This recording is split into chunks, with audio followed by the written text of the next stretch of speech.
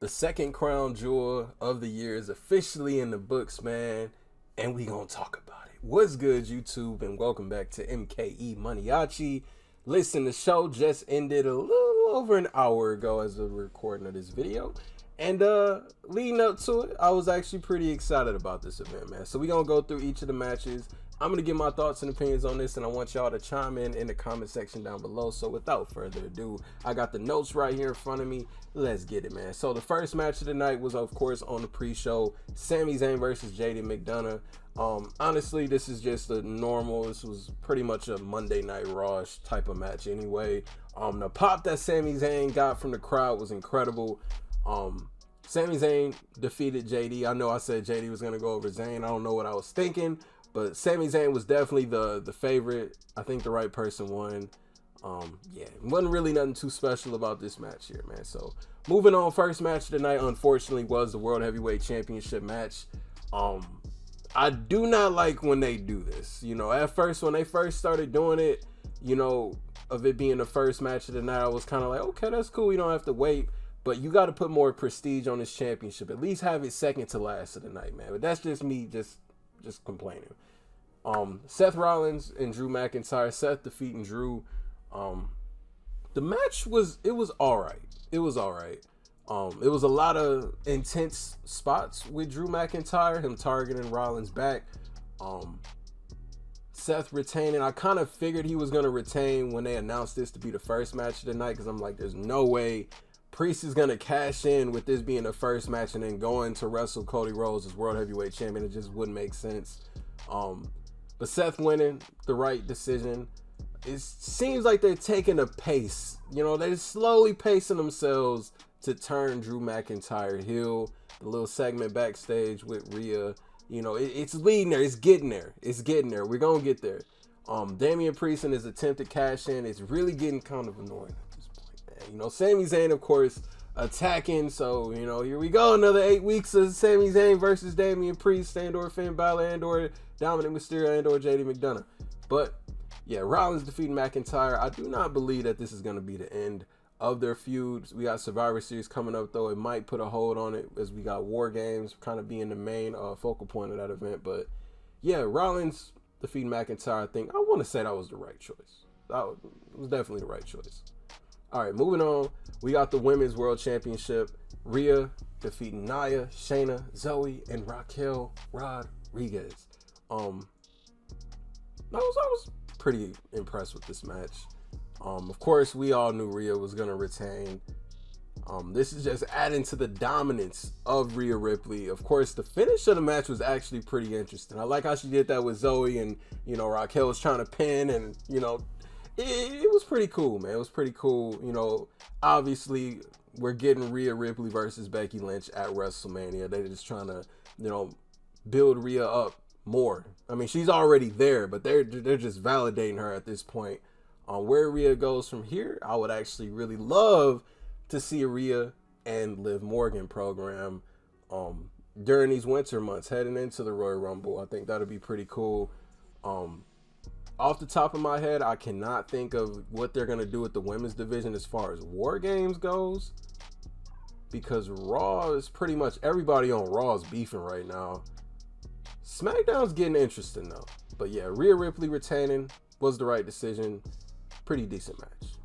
All right, moving on. We got John Cena versus Solo Sikoa. Now, this one right here, I will have to admit, I was wrong. I thought Cena was going to defeat Solo. I thought, man, you know, the losing streak, the 5-year losing streak was going to come to an end, but I'm glad that it didn't. I'm glad it didn't, because the way that this match, like, I said this in the prediction video, man. I said what Solo Sikoa is going to do in this match is how the WWE is going to want us fans to perceive him as. Like, yeah, we get it. He's the henchman. But what he did, like, he was brutal in this match. The ending of this match, the repeated Samoan spikes. Oh, he definitely got his get back from Umaga. He definitely got the get back for his uncle Umaga. But Solo defeating John Cena, I am perfectly fine with this. I am perfectly fine with this. This was actually one of my favorite matches of the night. Where do they go from here, though?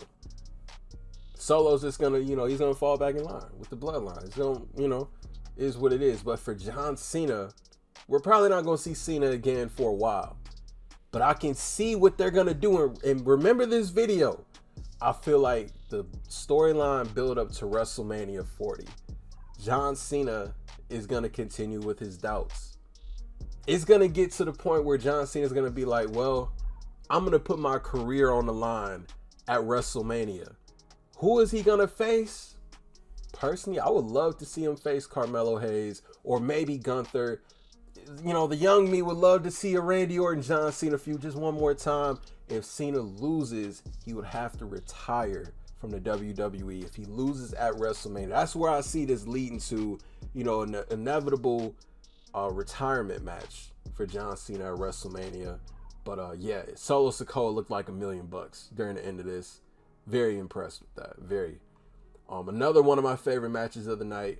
Logan Paul and Rey Mysterio. Logan Paul defeating Rey Mysterio to win the United States Championship. That is definitely 110,000% the right call, man. It's the right call. It's the perfect thing to do. Logan Paul looked like $1 million during this match. Yeah, you know, even though he had a fluky ending, you know, the brass knuckle situation and whatnot, man. But what do you expect? Logan Paul's a heel. He's an arrogant heel. And he wins his first championship. We're going to see this United States title everywhere. It's going on a world tour. Everybody that don't even, that probably stopped watching WWE years ago, decades ago, they're going to look at that championship and like, hold on, what is that? What is that? It didn't look like that before. And they're going to be intrigued. This was, from a marketing standpoint, the best booking decision of the night, alongside Solo Sikoa. But yeah, Logan Paul winning that. Where he's gonna go from here, I get it. He's a part-timer. We might not see the United States Championship. But when we do, it's gonna feel more special. And inevitably, I believe this is gonna lead to WrestleMania, Logan Paul versus LA Knight for the United States Championship. But yeah, Logan winning that. Yeah, it was a good match too. It was a good match. Up next, we got the Women's Championship. Io Sky versus Bianca Belair. Io Sky retaining due to the return of Kairi Sane. The crowd was a dud for that return, but it makes so much sense, man. The story writes itself. I don't know why I didn't see it coming. I'm saying, oh, Jay Cargill's gonna help Bianca. Maniaci, chill. It made sense. Io Sky and Kairi Sane got a ton of history together.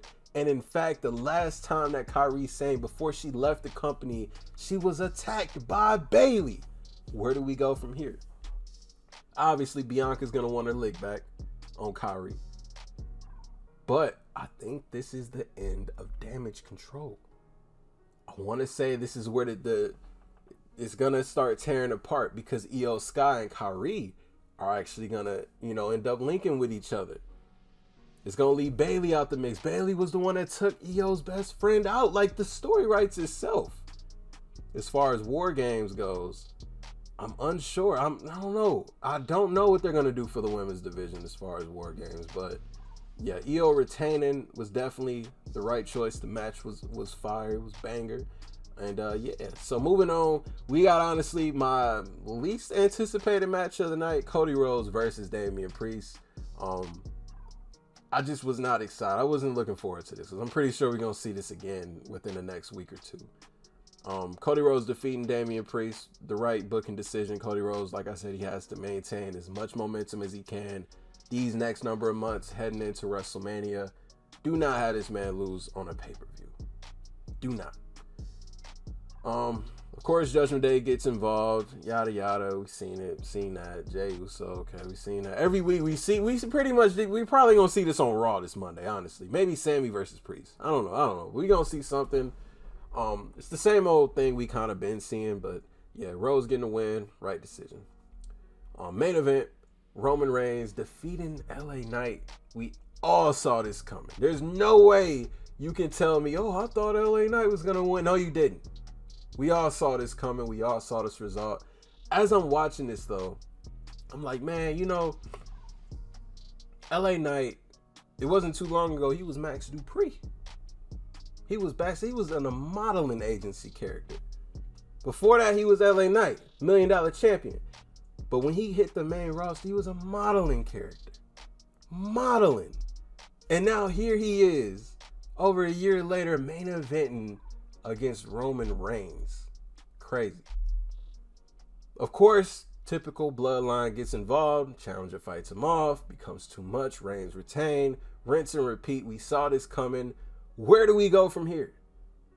Well, pretty sure Roman's going on vacay. So we're probably not going to see Roman Reigns again until the Royal Rumble. Maybe in, around Christmas time. Maybe after Christmas. Probably, I honestly say it's going to be the first SmackDown of 2024 we're going to see Roman. That's going to be the next time we see him.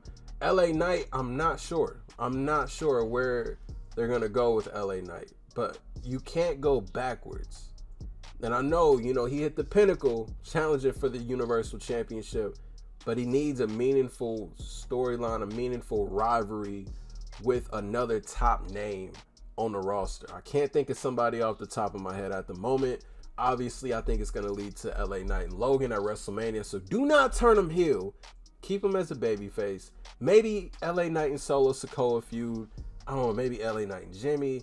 I don't know, man. I think that's probably the direction they're going to go. They're probably going to also build him up as like one of the ones to possibly win the Royal Rumble. I don't think that's going to happen though. Like I said, WrestleMania, Logan, LA. But yeah, I expect LA Knight to still be just as popular. Yeah. Reigns defeating LA Knight was, honestly, I was rooting for Roman in this match, man. I like LA Knight, but out of everybody Roman beat, it should not be LA to be the one to take the title from him. The match was decent.